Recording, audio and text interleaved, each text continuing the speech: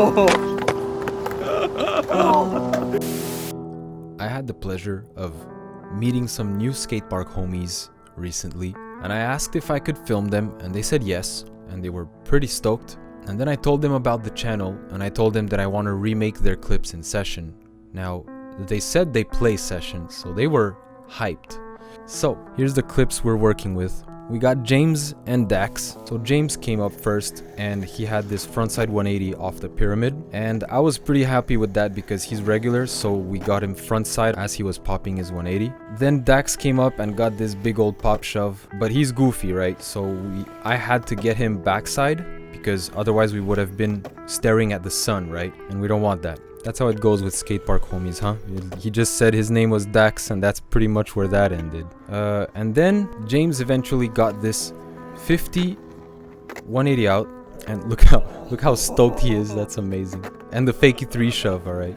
He didn't land it, but we're gonna give it to him in session. And then eventually Dax got a pop shove, and it was exactly when a cloud was covering up the sun. So I was able to really get a good shot. And just to give an extra shout out, here's Dax on another day on the mini ramp. I think this is the first time I was actually filming mini ramp, but I think it came out pretty well. That 5.0 was looking pretty good. We got the feeble pretty good. I wish I was closer to him during the whole time, but I didn't really know what to expect, so I sort of stayed safe. I stayed away from the danger zone, and I was very aware of it, and I was pretty annoyed, but overall, I think it looks pretty good. He got me hyped to get better at mini ramp. I started skating mini ramp more often ever since that day.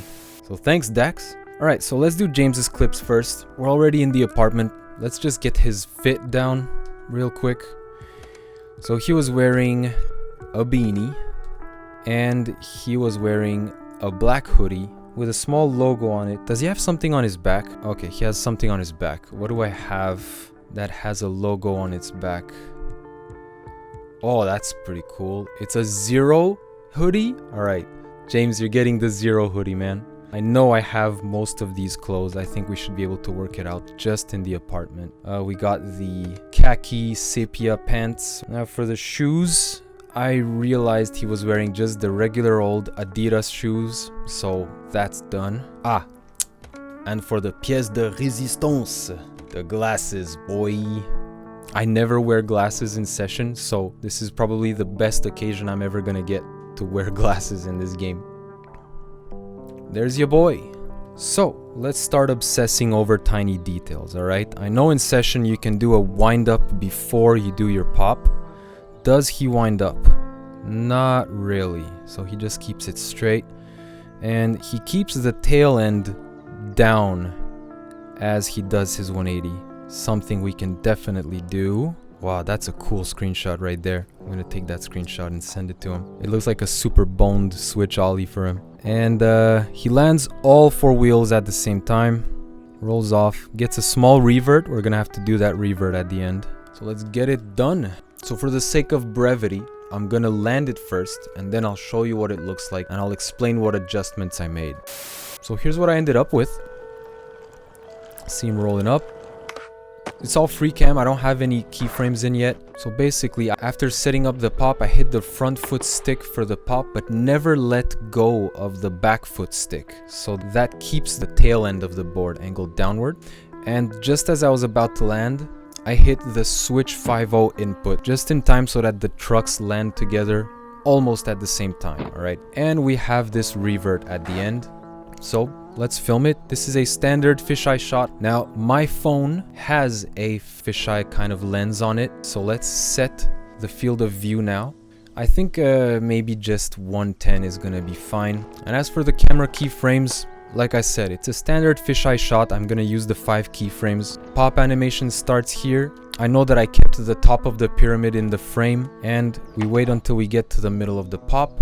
I know I was pivoting around the middle of the pyramid there, and I was moving in a little bit, and when you see the landing, I was close enough to the corner of the pyramid that the trucks weren't hidden by the edge of the pyramid. So 3 keyframes, 1 for the pop, 1 for the middle of the trick, 1 for the land, and the middle keyframe needs to be lower to the ground, angled upward.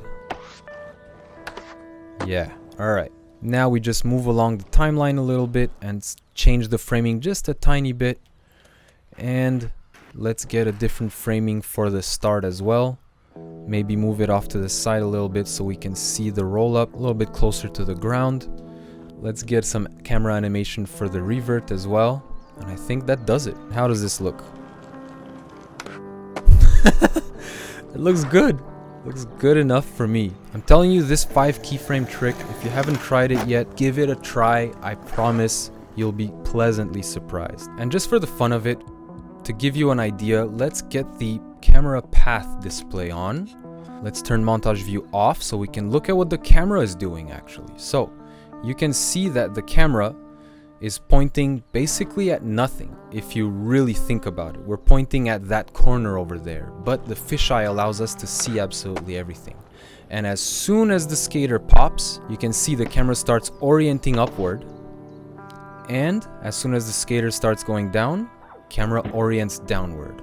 The movement is very minimal here, alright? We're not going all over the place. So all in one go, definitely looks like that. Yeah. Alright, now we got James's 50 180 out. Now there's one thing to note about this 180 out, the way he did it, is obviously he didn't pop out. Now you can do this in session, but there's a very specific way to do it, alright? Let me show you right now. So, if you ollie onto a 50 and then you try to rotate out, you stay in place. See what happens? You fall right off. Now, what you want to do is you want to bump out to the side using your left bumper. But this only works if you go to your experimental and you turn on lip tricks. So, once you do that, you get into your 50 and you hit right bumper, and you saw how he automatically slips off. That means you have to have lip tricks enabled, you hit your right bumper, but since I have to do a 180 out at the same time, you start rotating early and you hit your bumper on the side you want to bump out, and you hold both buttons at the same time, so both of your shoulder buttons. I want to make sure my grind rotation is pretty high. You want to have it relatively high. I think that should be enough, and that makes this happen. Just like that. Now, I'm gonna give this a few attempts, gonna get it to my liking, and then we'll film it. Because I know it's gonna take me much longer than I'll care to admit. And also, I don't want you to actually know that I'm not good at this game. So, see you in a bit. See what this attempt looks like. We grind the 50 almost to the end of the box, get out, barely dodged the tip of that pyramid, and we gave him his fakey 3 shove just for the hype. We're playing fantasy skateboarding, alright? Let's live the dream. So, back into free cam. So now, in terms of filming, this one was pretty tricky actually, so let me explain to you the thought process that I went through to choose how to film this clip, right? I had the sun right there that I had to dodge, and I had to make sure that I film a little bit downward. Now, you usually want to prefer to film a skater's front side as they're doing their trick, but this leaves out the height of the box. We don't see how high the box is, and that's improper representation of what's going on. So the other option that I had was to film James's backside, but then look at how just not impressive this would look, especially since the 180 happens also with the back towards the camera. So I opted for this leading shot, is what I call it, where the camera leads the skater, right? And then I sort of just stayed in front. So this is what trust between filmer and skater is about as well, right? Now, we didn't know each other, but I told him, like, pretend I'm not there, I'm invisible, you do your trick, and I promise that if you hit me, I won't sue you.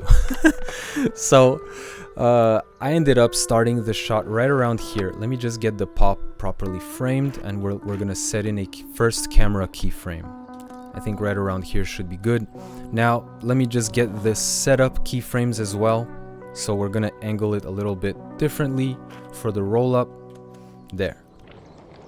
Now, as the pop happens, I move the camera up and onto the box with the skater, alright? So now we're here. Let's back it up all the way to the edge here, right before we start the rotation, and we're gonna set in a keyframe here. And I know that I went off the side with him, and I angled down and I went back to the ground with him, right? So the camera was about this high, I went back to the ground with him, and I stayed in pretty close. Now let's just make sure everything is framed properly as we back away with him, and we don't want to hit the pyramid obviously, so let's avoid that. And I know that from around here I started panning upwards to film his face. He was hyped, I was rolling with him, right? I'm sort of improvising here, I'm not making it super exact. This isn't Filipe Mota's part remake. And then I filmed his feet real quick to get that 3 shove, and I was about to stop rolling anyways, so let's just stop him there and film the rest of the shot with just a little bit of camera animation. Now that's a bunch of keyframes in a very little amount of time, but the most important ones... Oh, hang on, let me just check. Do I clip through this pyramid? Oh wow, just barely avoid it. Wow, that was a... I'll call that a stroke of luck, alright? I'm keeping this, that was good. How does this look? Okay. Let me just compare it real quick to how it looks on this camera. I wasn't starting it static, so I was a little bit farther down, and I started running as he was closing in. So I'm gonna put it right around here, and this keyframe we're gonna probably keep it close to here as well. Okay, all right, so actually, okay, all right, I'm pretty satisfied with this. James, there's your line. 50, 180 out, fakey 3 shove. Sick. Okay, what I would have loved to have done differently is at the end, alright? I would have loved to come down here and film the edge of the box as he steps off, right? So we're gonna do that to sort of end it on the ending of a standard fisheye shot. So let's get montage view back on. From here, this keyframe, we're gonna anticipate a movement to the left. Alright, we're gonna still keep him framed properly. And here, we're gonna stay close to the box, still stay a little bit high because I don't want to clip through it, but film downward because we're filming the landing, right? Skater goes down, camera pans downward, alright? That's the rule. I want the camera to stay here. Now I turn montage view off. Now I can move freely down the timeline to my next keyframe even, and move my camera independently. So this framing really suits my liking right around here. Let me check with the interface off. That's good. Set in that keyframe, and let's just set in a couple more keyframes like that until he goes off screen. Reframe it a little bit on each keyframe just so that we have a bit of filmer jitter, as I like to call it, and that should be enough. So how does this look? Might look janky. Oh, actually, wait, no. This looks good. Okay, all right. So the thing about this, I thought about this in the car ride home at the end of the day, right? So we have a frontside 180, but the camera is rotating in an opposite direction. So that gives extra rotation visually to the viewer, right? So we have one whip. We haven't even done 90 degrees of rotation and we've already felt the whip. And then the second whip comes along with the tail hopping off the box. So we got whip, right? That is an effect I love to see, all right? Anytime a filmer is going to put themselves in a position where the rotation is exaggerated, I love that. It is candy for my eyes and I absolutely love it, all right? But yeah, James, that's what I would have done. But we probably wouldn't have gotten your 3 shove. So honestly, I like both. I'm not saying I did a bad job on the initial filming, but I would have loved to have that idea on the spot, right? But let us digress. Let us move on. James, you got your part. Let's head on over to the apartment. Let's move on to Dax. All right, show me what you got. My man is wearing a beanie as well, and he's burying his eyes deep into that beanie, man. I love it. I love the style. He has his Wu-Tang Clan hoodie on, but Wu-Tang didn't want to be a part of this, so I think the Fallen logo is the closest fit. And my man's wearing baggy pants from Baggy Town, and his pants are actually not so pale. Let's go for the... yeah, I think this is more accurate. And his shoes, man, they were looking like they were in need of shoe goo, but definitely didn't have any logo on them or anything. White sole. I think this is good. This is good enough. His shoes might have been black once, but it's definitely not black now. So let's go for these ones. Real quick, do we see his board? Let me just go frame by frame. Oh yeah, we see his board. All right. Let's give him the orange no comply board. Oh, I don't have... What is this? Oh, the thank you board. Day one song. All right, man. You're getting the thank you board. That's sick. There you go. And back to Petrus. So, I want you to notice that good old Dax here has his real life board to body distance set to almost max, right? Like he's almost doing a hippie Popshuv it. But he does catch it with 2 feet at the same time. And you can do that in session. And here's how, alright? I'm going to show you a regular old Popshuv it. Very slow shove it, but the front foot catch, alright? This is a sick way to catch your Popshuv it. But it's not the way Dax does it, alright? So, what we want to do is, first of all, board to body distance, bring it up just a bit. We don't want to exaggerate it too much. We don't want it to look a little bit too goofy. Get it? Because he rides goofy, whatever. So, we're going to do a Popshuv it, then the input for 50-50. But, notice how, as soon as we land, the animation for the landing gets cancelled. Alright, and Dax doesn't do that. He has style. He rides away. Oh, actually, he also kind of cancelled his animation. That's funny. How to animation cancel in real life with Dax. But at least for the sake of this example, let me just go through with the full explanation. Check this out. It's because when you land with your 50-50 input activated, it automatically detects the power slide function, right? Where you have your 50-50 input but on the ground, and then you can twist your sticks around to do power slides in any which way, all right? And that's why you have to let go of your sticks before you hit the ground, but hold them as long as possible. Here's what it looks like. You want it Popshuv it, slow scoop, 50-50 input, hold your 50 input until the last second, then let go before you touch the ground. That keeps the animation intact for your landing, alright? Because if you just do the 50-50 input and let it go, here's what happens. Let's take a look. You see it? See this? Look at that. Whoa, video game jank. I love it. I love to see it. So what happens is you do your Popshuv it, you do your 50-50 input to catch, then you let go, and then he tries to switch back to that front foot catch animation. But then he sort of gets confused and just does a standard landing animation that looks like bleh. So boom. It's really a question of timing, but timing a lot of things and sort of dancing around these bugs and features. Alright? That's one of the reasons I love this game. It's not a bug, it's a feature, alright? So, let's just look real quick how it looks from the angle I filmed from. Oh, that looks so good, man. Here's what it looks like in the end. Let's get into free cam. And yeah, I decided to put some planks here so that I can actually drop down a bank like we do at our skate park. So I should have done that with James as well. I didn't because I have less of a brain than I should right now. It's all good. So again, this is just a regular standard fisheye shot, right? So the 5 keyframes. Let's get into position. Let's fix the field of view first.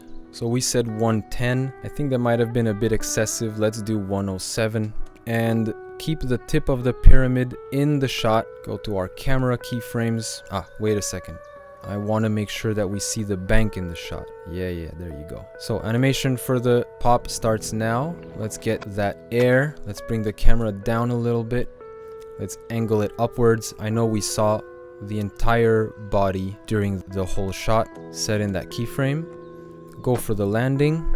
And for the landing, I think I just closed in. Don't want to keep it too low, and let's put that in there. And then we have an extra keyframe at the end for the filmer animation and an extra keyframe at the start filmer animation, angled downwards. Now, standard fisheye shot. All keyframes are pointing downwards except the middle keyframe, the one that happens in the middle of the trick. It's pointing upwards. Everything else points downwards. Alright, I explain all of this in exceeding detail in my other latest video about filming with a fisheye. If you want to spend some time contemplating that, go right ahead. So let's take a look at the final result. Oh, wow, that looks good. That looks so good. See, man, that's what I'm talking about. I see a Popshuv it, and this is what I see in my head, all right? I'm thinking about when does the camera look up? When does the camera look down? What angle looks the best? What part of the environment am I featuring? So this is the top of the pyramid. We're pivoting around it. It's all good, brother. So let's take a look at that camera path. Again, see? Keeping it minimal, keeping it decent though. So actually, this is one of those pivot shots that I explained in one of my other videos, all right? I'm gonna link that in the description as well. So we have an invisible point between the camera and the skater, and the camera is rotating around that point as the skater is traversing through the environment, right? Now this is a very tight pivot. Usually a pivot would go much wider. We'd have a much bigger like semicircle. But hey, if it works, it works. It's not nauseating. It actually makes the trick look big on camera, and that's what we want. Now, we managed to film another angle of this. So, in order to reset all of your keyframes, take montage view off, go to your middle of the trick, and let me turn the full path off and set the camera where you want it to be. All right, okay, so I know that I wanted to keep the camera in one spot and just rotate the camera. No camera movement through space, just camera rotation, panning. That's what I was trying to do here. So I was trying to be as close as I could without sacrificing too much of the environment or the skater. All right, so let's back it up a little bit, back around here, I think, without clipping through reality and into the back rooms. I think this would be good. And from here, make sure all the framing of all the other keyframes are good. All right, so we're off to this one. We're rolling up here. We're following him with our camera eyes. Now this roll up here is an interesting one. I had the tip of the pyramid's foot in the shot the entire time. You want to have at least a little bit of the obstacle that you're skating in the shot at all times, all right? And we're gonna get the landing. I think I closed in a little bit here, even if I didn't want to. It's stronger than me. So let's get closer to the pyramid and let's get that last keyframe in there for the filmer jitter. Now, we might be a little bit far because we were working with montage view off, which keeps your field of view neutral as well. Yeah, this looks amazing, but we are too far. So each of these keyframes, I'm gonna go to each of them. I'm gonna close in, especially with this one. Set in a keyframe, move it maybe a little bit to the side because I moved the other one in that direction. This one, I'm gonna move it in as well, and a little bit closer to the pyramid, as well as this one. And this one, maybe I'm gonna keep it a little bit farther from the tip of the pyramid. Montage view on. I think this is gonna be final result. Oh, that's so sick. I'll never get enough of this game, dude. Okay, so there it is, Dax. You got two angles on your Popshuv it, IRL and in-game. So that was it. That was amazing. Thanks guys for letting me do this, all right? Letting me film you and letting me work on this. This is great. Let's take a look at some side-by-side stuff and knock some closing statements out of the park, all right? So I'm gonna be honest, the video that you just watched, for me, is a dream come true, all right? I have been dreaming of making this exact type of video since I started the channel, all right? This was one of my main big things that I've been working towards, all right? I didn't want to just randomly drop something like this and have nobody see it. So if you spent the time watching the whole thing, thank you very much. This is exactly what I've been meaning to show you all this time. All right? A mix of real life and session, just to show how much of a powerful platform this game is, all right?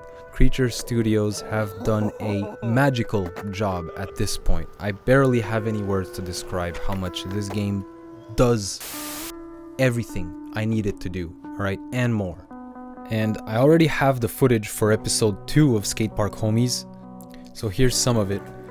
So I was at a bigger skate park this time around, and I met with Caden, one of my old students from when I was a parkour coach, and that was a very heartwarming reunion. He was all grown up now, and he already had 7 years of skating under his belt.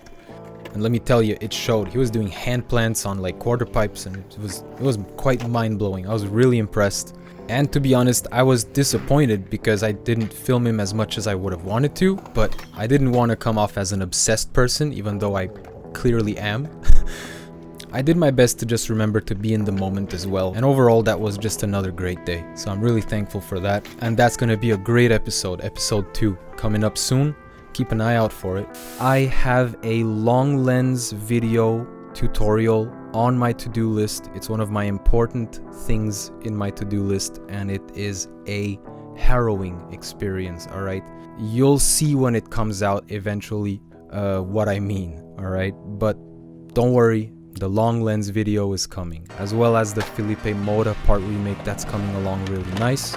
And yeah, man, projects in the works. Until then, I'll just keep the grind going, and as for you, I'm wishing you patience for your practice. I'll see you in the next one.